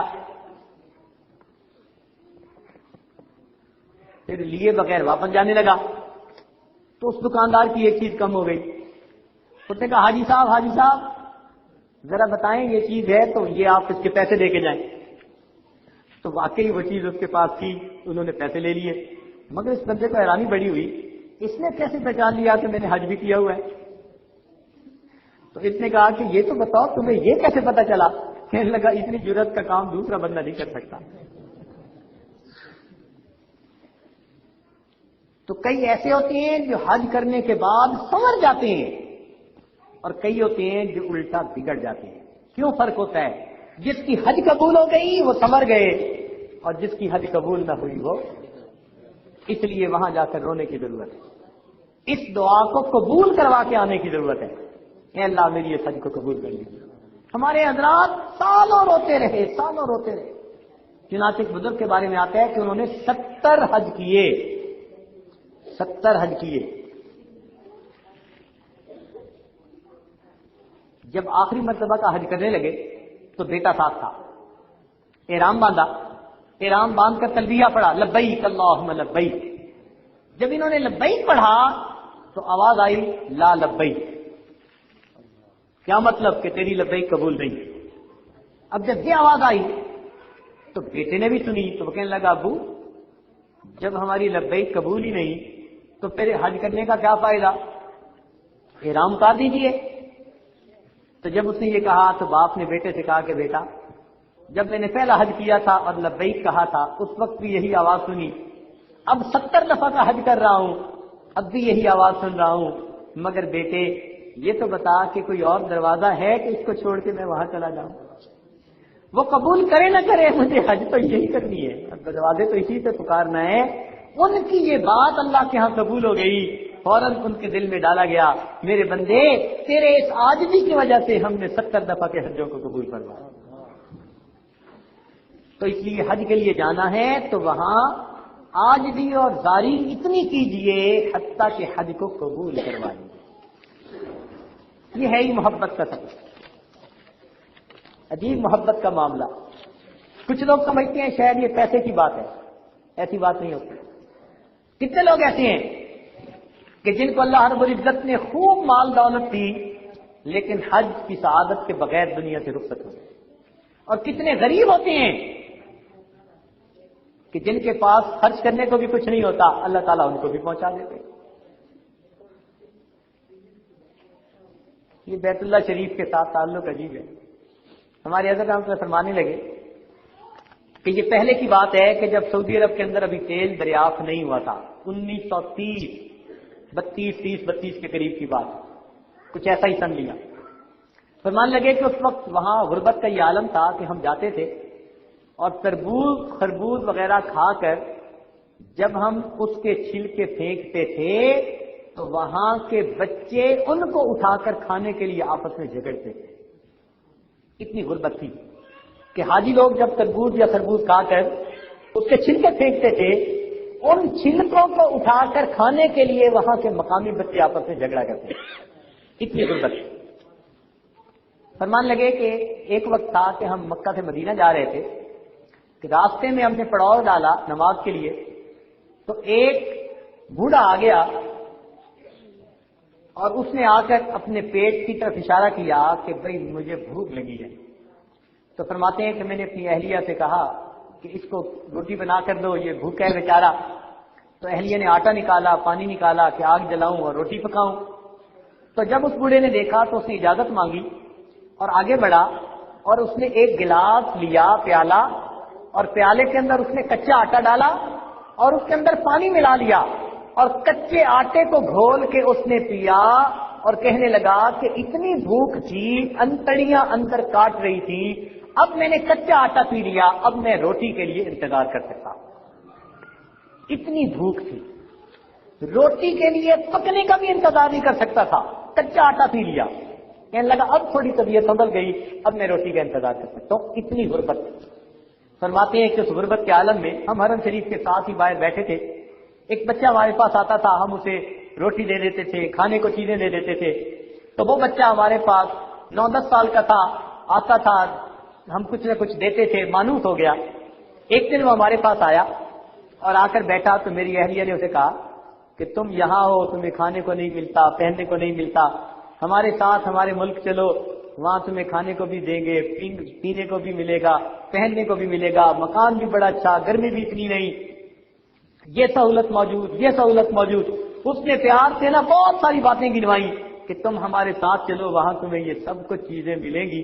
تو کہنے لگے کہ وہ پہلے تو غور سے یہ باتیں سنتا رہا، جب اس نے ساری باتیں سن لی تو پھر بیت اللہ شریف کی طرف اشارہ کر کے میری اہلیہ سے کہتا ہے کہ وہاں پر یہ بھی موجود ہوگا، وہاں پر یہ بھی موجود ہوگا۔ تو انہوں نے کہا کہ نہیں یہ تو وہاں پر نہیں، تو وہ بچہ برجستہ کہتے ہیں اگر یہ وہاں پر نہیں تو مجھے وہاں جانے کی کوئی ضرورت نہیں۔ اتنی غربت کے باوجود بیت اللہ کے ساتھ ایسی محبت، اللہ تو اس لیے یہ ضروری نہیں کہ وہاں پر امیر ہی پہنچتے ہیں، مقدر والے پہنچتے ہیں، بخت والے پہنچتے ہیں، چاہے ان کے پاس خرچ کرنے کے لیے کچھ نہ ہو پھر بھی پہنچ جاتے ہیں۔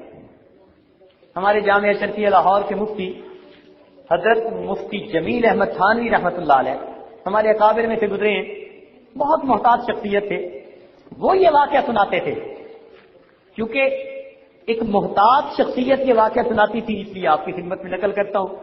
ان کے قریبی عزیزوں میں یہ واقعہ پیش آیا، فرمانے لگے لاہور شہر میں ایک نوجوان تھا، گوالا تھا۔ گوالا کہتے ہیں جو گائے بھینسوں کو پالے اور ان کا دودھ نکالے، وہ دودھ کا کام کرتے ہیں۔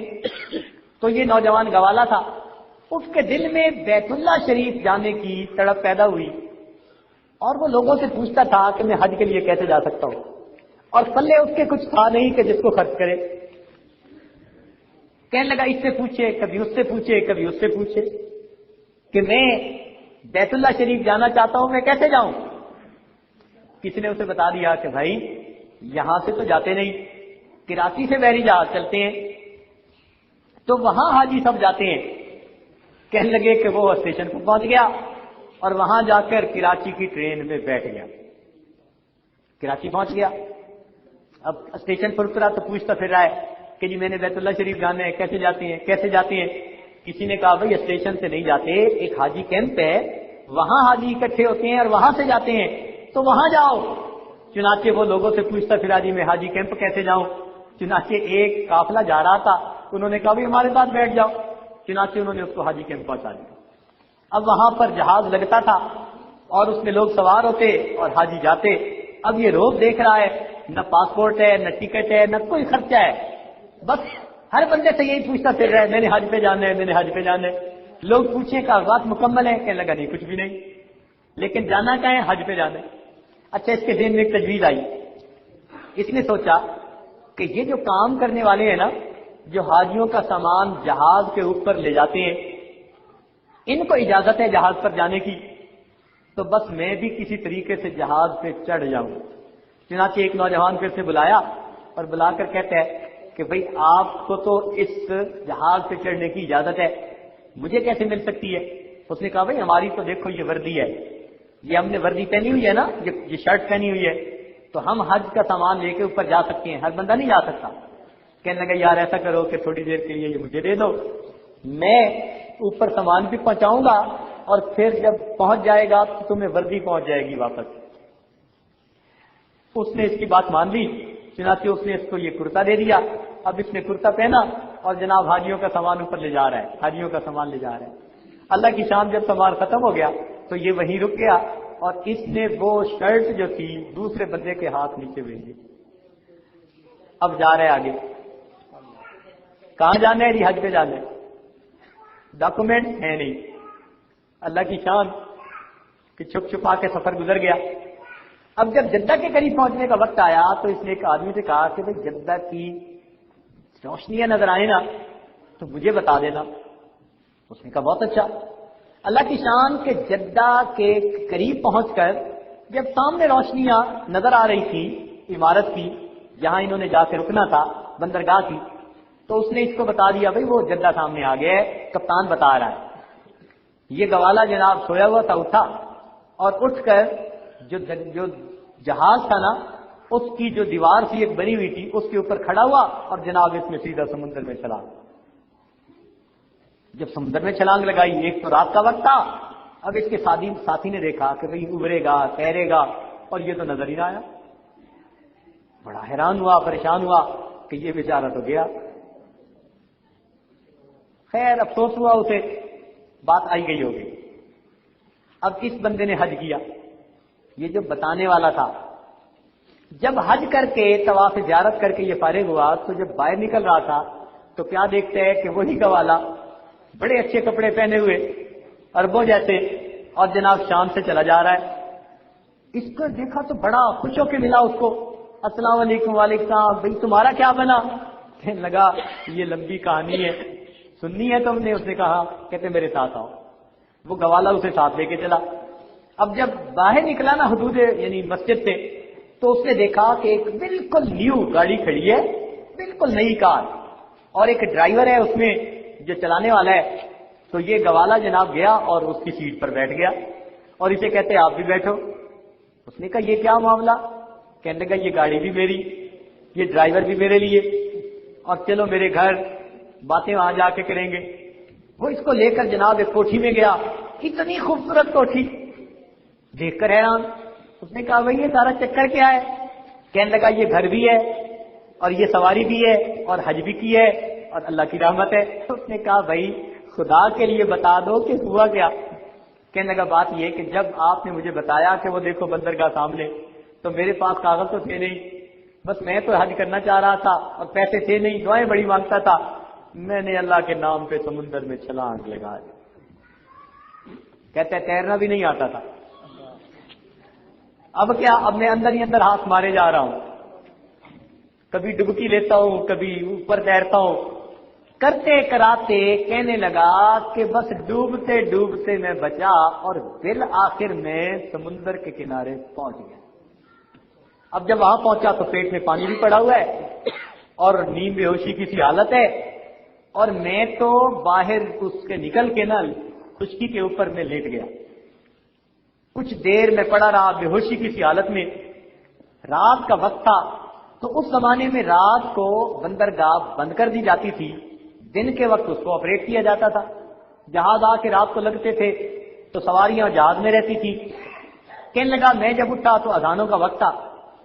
اب میں نے دیکھا کہ کوئی جگہ ہو کہ جہاں سے میں باہر نکل جاؤں، تو مجھے تو کوئی جگہ نظر نہ آئی۔ ایک طرف میں نے جا کر دیکھا تو میں نے ایک چھوٹی سی دیوار تھی، میں نے دیکھا کہ اس کے اندر دو لوگ ہیں، دو مرد ہیں، اور ایک گائے ہے جس کا وہ دودھ نکالنا چاہتے ہیں، اور وہ بڑا اس کو بہلا رہے ہیں اور اس کا دودھ نکالنا چاہتے ہیں، مگر ان سے دودھ نکالا نہیں جا رہا۔ اب انہوں نے اس کو باندھا بھی صحیح اور یہ بھی کیا وہ بھی کیا، میں سب دیکھتا رہا۔ تو جب ان سے کچھ نہ ہو سکا اور میں نے دیکھ لیا تو میں نے ان کو بلایا اور میں نے کہا کہ مجھے دودھ نکالنے کا طریقہ آتا ہے۔ اشاروں سے کہا، زبان تو جانتا نہیں تھا، اگر مجھے موقع دو تو میں نکال دیتا ہوں۔ کہنے لگا وہ بھی تنگ تھے کہ گائے کا دودھ نکل نہیں رہا تھا۔ انہوں نے کہا اچھا پھر تمہیں ہم ادھر بلاتے ہیں۔ اللہ کی شان کہ وہ کوٹھی تھی جو بندرگاہ کا انچارج تھا اس کی، اور اس کی بیوی اپنے بچوں کو گائے کا دودھ پلاتی تھی۔ اب بچے تو سب کو عزیز ہوتے ہیں، اس نے اسپیشل گائے اس لیے پالی ہوئی تھی، لیکن اس گائے کا دودھ نکالنے کا طریقہ نہیں آتا تھا کسی کو۔ تو تھوڑا بہت دوہتے تھے اور گائے ہل جاتی تھی، ہٹ جاتی تھی، اور دودھ پورا بھی نہیں ہوتا تھا، تو بڑے تنگ ہوتے تھے۔ اب جب اس نے اشارہ کیا تو اس نے کہا اپنے اس افسر کو کہ یہ ایک بندہ اشارہ کرتا ہے کہ میں گائے کا دودھ نکال کے دیتا ہوں، تو آپ اگر حکم دیں تو ہم اس کو یہاں لائیں۔ کہنے لگے اس کو تو دودھ چاہیے تھا بیٹوں کے لیے، اس کی بیوی نے کہہ دیا ہاں اس کو بلا لو۔ لو جی وہ آیا، دروازہ کھول کے اسے لے گیا، کیا پاسپورٹ اور کیا ٹکٹ، کیا کاغذ۔ اب وہاں پہنچ گئے، وہاں جا کر کہتے ہیں میں نے گائے کو جو ہے تھپکی دی۔ اب یہ گوالے جو ہوتے ہیں ان کے ہاتھ تو گائے کو فوراً میسج دے دیتے ہیں، کہتے ہیں تھپکی جو دی تو گائے تو کھڑی ہو گئی دودھ دینے کے لیے، اور میں جو نیچے بیٹھا تو میں نے تو اس کا دودھ دوہا تو ان کا پورا برتن ہی بھر گیا، دوسرے برتن کی اور ضرورت پڑ گئی۔ اب جب اتنا دودھ اس کی بیوی نے دیکھا تو وہ تو خاوند کو کہنے لگی ہمارے بچے بھوکے رہتے تھے اور آج تو اتنا دودھ ہے کہ ہمارے بچے تو خوب پیٹ بھر کے پیئیں گے۔ خاوند کہنے لگا کہ اس بندے کو یہی رکھ لو، اس بندے کو یہی رکھ لو۔ اس نے کہا کہ یہ ہے کون؟ میں نے اسے روایت سنائی۔ اس نے کہا چلو میں تمہیں معاف کرتا ہوں سارے کاغذات وغیرہ۔ وہ زمانہ ایسا تھا۔ کہنے لگا اچھا اب یہ کہ تم یہی رہو اور میرے اس گائے کا دودھ جو ہے نا وہ دو دیا کرو۔ اس نے کہا جی میں نے تو حج کرنا ہے۔ انہوں نے کہا تمہیں حج کروا دیں گے مگر میری گائے کا دودھ نکالا کرو۔ اس نے کہا دودھ میں نکال دوں گا چند دن، لیکن مجھے حج کرنا ہے۔ حج کروا دیں گے۔ کہنے لگا میں وہاں رہا، جب کئی دن میں نے اس کا دودھ نکالا تو جو اس کی بیوی تھی نا، اس بیوی کا جو باپ تھا اس کا گائے کا بڑا فارم تھا، اس نے کہیں 150-200 گائے پالی ہوئی تھی، ڈیری فارم جیسے ہوتا ہے، اور اس کو بھی وہاں دودھ نکالنے کی پرابلم ہوتی تھی۔ تو اس نے فون کیا اپنے ابو کو، بتایا کہ ایک بندہ ہے وہ گائے کا دودھ بڑا اچھا نکالتا ہے اور ہمارا تو اتنا دودھ 4 گنا 5 گنا میں مل رہا ہے۔ تو اس کے ابو نے کہا کہ اچھا بیٹی اسے پھر میرے پاس بھیج دو۔ اور وہ کوئی امیر آدمی تھا، چنانچہ اس نے وہاں بھیجا، اس نے وہاں جا کر جناب کئی گایوں کا دودھ نکالا۔ اب گوالے تو ماشاءاللہ 50 گایوں کا دودھ دو دیتے ہیں، ان کو تو پریکٹس ایسی ہوتی ہے۔ چنانچہ جب اس نے دودھ دوا تو اس کا تو مالک بڑا خوش ہوا کہ مجھے تو آمدنی بھی بڑھی اور میرا مسئلہ بھی حل ہو گیا۔ اس نے اسے کہا کہ تم میرے پاس ملازمت کر لو۔ یہ کہنے لگا جی میں نے تو حج کرنی ہے۔ تو اس نے کہا بھائی حج کروا دیں گے لیکن میرے پاس رہو۔ کہنے لگا جی میں نے حج کرنی ہے۔ اس نے کہا بھائی میری ذمہ داری، میں تمہیں حج کرواؤں گا لیکن تم یہی رہو۔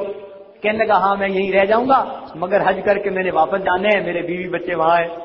اس نے کہا تم فکر نہ کرو، میں تمہیں گھر بھی دیتا ہوں اور میں تمہیں کار بھی دیتا ہوں اور میں تمہیں ڈرائیور بھی دیتا ہوں، تم روز جا کے طواف کرایا کرنا، حج بھی کر لینا، اور تم اپنے بیوی بچوں کا اتا پتہ بتا دو، میں اپنے داماد کو کہتا ہوں کہ کاغذات تیار کرے تاکہ حج کے دوران ان کو بھی بلوائے۔ کہنے لگا کہ میرے بیوی بچے بھی آ گئے ہیں اور میں نے حج بھی کر لی ہے، یہ گاڑی بھی اللہ نے مجھے دے دی ہے اور جس کوٹھی میں آپ بیٹھے ہیں یہ بھی میری ہے، اور میں چلا تھا اللہ کے گھر کا دیدار کرنے۔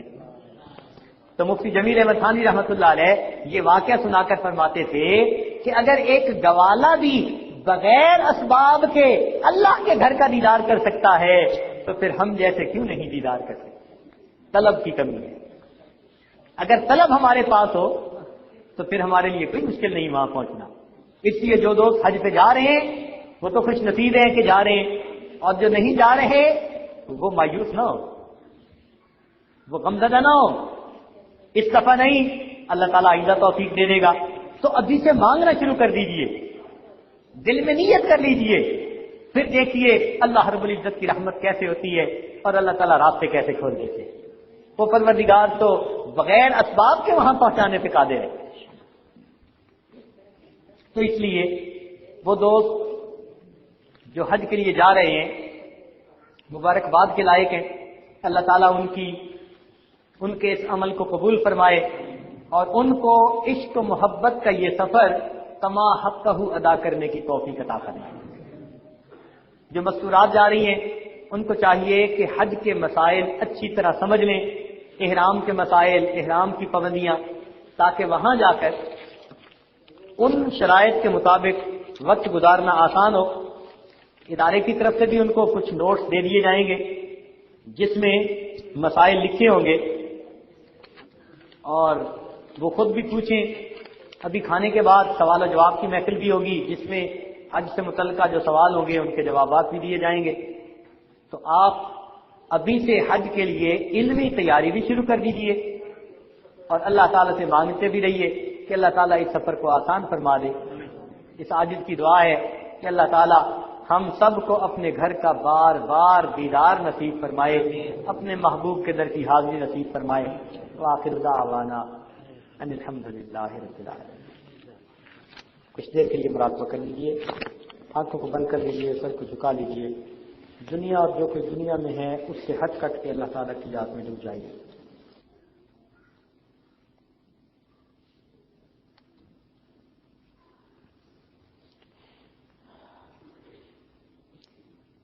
شکر ہے تیرا خدایا میں تو اس قابل نہ تھا، شکر ہے تیرا خدایا میں تو اس قابل نہ تھا، تو نے اپنے گھر بلایا میں تو اس قابل نہ تھا، شکر ہے تیرا خدایا میں تو اس قابل نہ تھا، تو نے اپنے گھر بلایا میں تو اس قابل نہ تھا، میں کہ تھا بے راہ تو نے دستگیری آپ کی، گرد کعبے کے پھرایا میں تو اس قابل نہ تھا، شکر ہے تیرا خدایا میں تو اس قابل نہ تھا، تو نے اپنے گھر بلایا میں تو اس قابل نہ تھا، مدتوں کی پیاس کو سیراب سیراب تو نے کر دیا،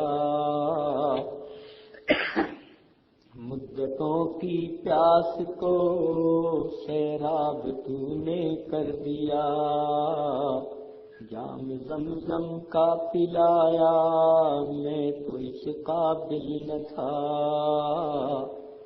مدتوں کی پیاس کو سیراب تو نے کر دیا، جام زمزم کا پلایا میں تو اس قابل نہ تھا،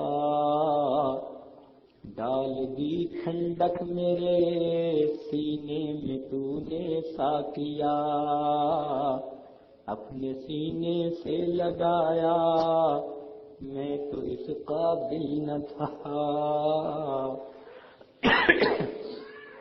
شکر ہے تیرا خدایا میں تو اس قابل نہ تھا، تیری رحمت تیری شفقت سے ہوا مجھ کو نصیب، تیری رحمت تیری شفقت سے ہوا مجھ کو نصیب، گنبد خضرا کا سایہ میں تو اس قابل نہ تھا، تیری رحمت تیری شفقت سے ہوا مجھ کو نصیب، گنبد خضرا کا سایہ میں تو اس قابل نہ تھا، بارگاہ سید الکونین میں آ کر نفیس سوچتا ہوں کیسے آیا میں تو اس قابل نہ تھا،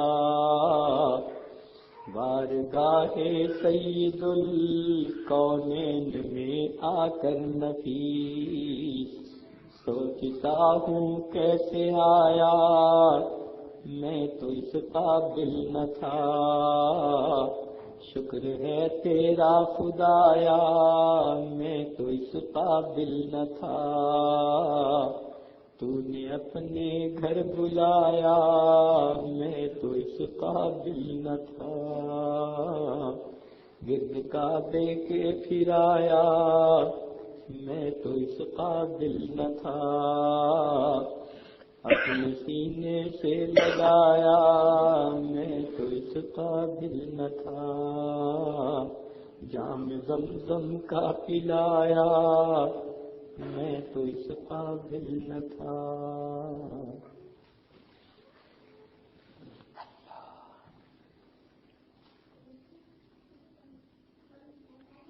لا الہ الا اللہ سبحان ربی العلی الوهاب، اللهم صل على سيدنا محمد وعلى آل سيدنا محمد وبارك وسلم، ربنا ظلمنا انفسنا وان لم تغفر لنا وترحمنا لنكونن من الخاسرین، اے مالک ہم آپ کے عاجز مسکین بندے ہیں، ہمارے گناہوں کو معاف فرما، ہماری خطاؤں سے درگزر فرما، ہمارے ابو کی عزت فرما، اللہ ہماری نگاہوں کو پاک فرما، ہمارے دلوں کو صاف فرما، ہمارے سینوں کو اپنی محبت سے لبریز فرما، اپنے عشق کی آتش ہمارے سینوں میں پیدا فرما، ہمارے انگ انگ سے اپنے ذکر کو جاری فرما، تمہیں روح سے اپنے ذکر کو جاری فرما، ہماری ہڈی ہڈی بوٹی بوٹی میں اپنی محبت پیدا فرما، اے مالک ہمارے علم میں برکت پیدا فرما، عمل میں برکت پیدا فرما، رزق میں برکت پیدا فرما، صحت میں برکت پیدا فرما، کاموں میں برکت پیدا فرما، قدم قدم اپنی برکتیں شامل حال فرما، اے اللہ جو گناہ ہم نے دن میں کیے وہ معاف فرما، راتوں میں کیے معاف فرما، جو محفل میں کیے معاف فرما، جو تنہائیوں میں کیے معاف فرما، اللہ جو گناہ ارادے سے کیے وہ بھی معاف فرما، جو بنا ارادے کے ہوئے وہ معاف فرما، اللہ جو گناہ یاد ہیں وہ بھی معاف فرما، اور جو گناہ کر کے ہم بھول گئے وہ بھی معاف فرما، اے مولا ہمیں برے دن سے محفوظ فرما، بری رات سے محفوظ فرما، برے وقت سے محفوظ فرما، برے محفلوں سے محفوظ فرما، اللہ ہمیں برے انجام سے محفوظ فرما، ہدایت ملنے کے بعد گمراہی سے محفوظ فرما، عزت ملنے کے بعد ذلت سے محفوظ فرما، سیدھا رستہ ملنے کے بعد بھٹکنے سے محفوظ فرما، ڈگمگانے سے محفوظ فرما، اللہ رحمت کا معاملہ فرما، حاسدوں کے حسد سے محفوظ فرما، برا چاہنے والوں کی برائی سے محفوظ فرما۔ اے اللہ ہمارے ساتھ درگزر کا معاملہ فرما۔ اے اللہ ہم سب کو اپنے گھر کا بار بار دیدار نصیب فرما، اپنے محبوب کے در کی حاضری نصیب فرما۔ اللہ ہمارے لیے بار بار ان جگہوں کی حاضری عطا فرما۔ رب کریم رحمت کا معاملہ فرما، اب جو بھی رکاوٹیں ہیں ان رکاوٹوں کو دور فرما۔ رب کریم ہمیں حج مبرور بار بار کرنے کی سعادت نصیب فرما۔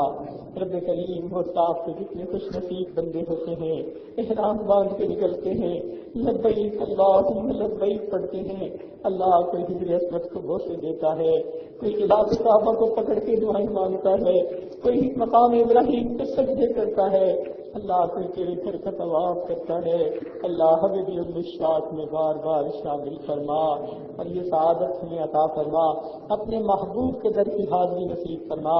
اے اللہ جن دوست احباب نے مستورات نے اس سال حج کی تیاری کر لی، اللہ ان کے سفر کو قبول فرما، ہر طرح کی آسانیاں فرما۔ اے اللہ ان کو کامیاب، اے اللہ ان کو اس سفر کے اندر کامیابی نصیب فرما اور حج مبرور کی سعادت نصیب فرما۔ اے اللہ جو اس سال نہیں جا سکے انہیں اپنی زندگی میں اس عمل کو بار بار کرنے کی سعادت نصیب فرما۔ رب کریم ہماری ان دعاؤں کو اپنی رحمت سے قبول فرما۔ اے اللہ ہمیں نماز کی حضوری نصیب فرما، سجدے کا سرور نصیب فرما، قرآن پاک پڑھنے کا لطف نصیب فرما، رات کے آخری پہر کے مناجات کی لذت نصیب فرما۔ اللہ ہمیں ایمان حقیقی کی حلاوت نصیب فرما۔ اے اللہ ہم آپ سے آپ ہی کو چاہتے ہیں، اللہ ہمیں اپنا بنا، اپنی یاد والا بنا، اپنی محبت، اپنی معرفت، اپنا ذوق شوق نصیب فرما۔ اے مولا ہمیں اپنے پسندیدہ بندوں میں شامل فرما۔ اے اللہ ہمیں اپنے پسندیدہ بندوں میں شامل فرما۔ رب کریم رحمت کا معاملہ فرما، آزمائشوں سے محفوظ فرما، امتحانوں سے محفوظ فرما۔ اے اللہ پریشانیوں سے محفوظ فرما۔ اللہ ہمارے ساتھ درگزر کا معاملہ فرما، گھر بار کی پریشانیوں کو دور فرما، کام کاروبار کی پریشانیوں کو دور فرما، قرضوں کی پریشانیوں کو دور فرما، مرضوں والی پریشانیوں کو دور فرما۔ اے اللہ ہمیں سکھ سکون کی زندگی نصیب فرما، دین والی زندگی نصیب فرما۔ اے اللہ سر کے بالوں سے لے کر پاؤں کے ناخنوں تک سنت مبارک پر عمل کی توفیق نصیب فرما۔ اے اللہ ہماری ان دعاؤں کو قبول فرما۔ اے اللہ جتنے مرد عورتیں آج کے اس موسم میں اللہ دور دور سے تشریف لائے ہیں، اللہ ان کے چل کے آنے کو قبول فرما اور اس کے بدلے ان کا پل صراط پہ چلنا آسان فرما۔ اے اللہ گھر سے چل کے تو وہی جاتا ہے جس کو طلب ہوتی ہے، لگتا ہے اللہ یہ جتنے یہاں تشریف لائے سب کے دل میں نیک طلب ہے، میرے مولا اپنے گھر آنے کی ان کی حاضری قبول فرما۔ یہ دامن پھیلائے بیٹھے ہیں، اللہ یہ آپ ہی کے بندے ہیں، آپ سے رحمتوں کے طلبگار ہیں۔ اللہ جب بچہ پریشان ہوتا ہے ماں باپ کی طرف دوڑتا ہے، جب بندے پریشان ہوتے ہیں پروردگار کی طرف لوٹتے ہیں۔ اے بے کسوں کے دستگیر، اے ٹوٹے دلوں کو تسلی دینے والے، اے خالی جھولیوں کو بھر دینے والے، اے خطا کاروں کی خطاؤں سے رحمت کی چادر ڈال دینے والے، اللہ ہمارے ساتھ کی درگزر کا معاملہ فرما، رحمت کا معاملہ فرما۔ اے اللہ اس محفل میں کتنے سفید بالوں والے ایسے ہیں ہاتھ اٹھائے بیٹھے ہیں، اللہ ان کے سفید بالوں کے صدقے ہم سب کی دعاؤں کو قبول فرما۔ رب کریم کتنے چھوٹے چھوٹے بچے بھی ہاتھ اٹھائے بیٹھے ہیں، اے مالک ہم آپ کو ان کے ہاتھوں کی معصومیت کا واسطہ دیتے ہیں، اللہ ان کے ہاتھوں کو خالی نہ لوٹا اور ان کی برکت سے اے اللہ ہم گناہگاروں کے گناہوں کو بھی معاف فرما۔ اے اللہ اس محفل میں مستورات بھی دعائیں مانگ رہی ہیں، مولا ان کے اٹھے ہوئے ہاتھوں کو قبول فرما۔ اے اللہ یہ اپنے دل کے دکھ کس کو بتائیں، اپنے دل کے غم کس کو سنائیں، مولا آپ سینوں کے بھید جاننے والے ہیں، اللہ جو بھی دل کی پریشانی ہے ان کو دور کر دیجئے، اے اللہ جو ان کے دل کی نیک طلب ہے اس کو پورا کر دیجئے۔ رب کریم ان کی حاضری کو قبول فرما، رب کریم ہماری ان دعاؤں کو اپنی رحمت سے قبول فرما۔ اللہ آپ نے قرآن پاک میں خود ارشاد فرمایا وَأَمَّا السَّائِلَ فَلَا تَنْهَرْ، اور سوالی کو جھڑکی نہ دو، انکار نہ کرو۔ اللہ جب ہم کمزوروں کو حکم ہے ہم سوالی کو انکار نہ کریں، اللہ ہم بھی تو آپ کے در کے سوالی ہیں، مولا آپ بھی انکار نہ فرمائیے، اللہ آپ بھی انکار نہ فرمائیے اور ہمیں اپنے در سے خالی نہ اٹھا دیجیے۔ اللہ آپ کے محبوب نے ہمیں آپ کا در دکھایا اور یہ بھی بتا دیا اس در کے سوا کوئی دوسرا در نہیں، تو مولا ہم نے تو آپ ہی سے مانگنا ہے، رب کریم رحمت فرمائیے۔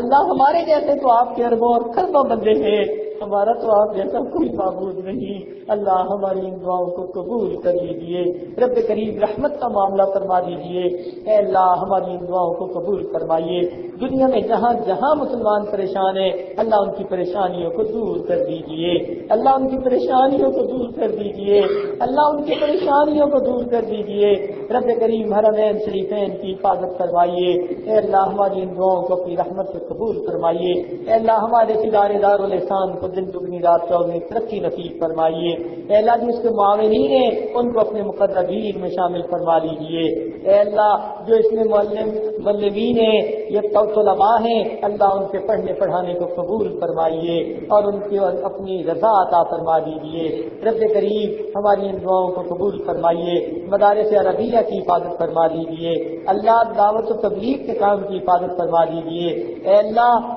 جو زدقیہ و احسان کی نسبت سے کام ہو رہا ہے اس کی حفاظت فرما دیجیے، اے اللہ جہاں جہاں اقامت دین کی کوششیں ہو رہی ہیں ان کوششوں کو قبول فرما لیجیے اور رب کریم ہماری ان دعاؤں کو قبول فرمائیے، جن دوستوں نے ہمیں پیغام دیے، خط لکھے یا جو دینا چاہتے تھے نہیں دے سکے یا جن کے ہمارے اوپر حقوق آتے ہیں اللہ ان سب کو بھی ان دعاؤں میں شامل فرما لیجیے، ہمارے والدین عزیز اقارب مشائخ جو اس دنیا سے فوت ہو چکے اللہ ان کی مغفرت فرما دیجیے اور جن کی آپ نے مغفرت کر دی قرب سے اعلیٰ درجات عطا فرما دیجیے، ربنا تقبل منا انك انت السميع العليم تب علينا انك انت التواب الرحيم صلى الله تعالى على حبيبه سيدنا محمد وآله وأصحابه أجمعين برحمتك يا أرحم الراحمين.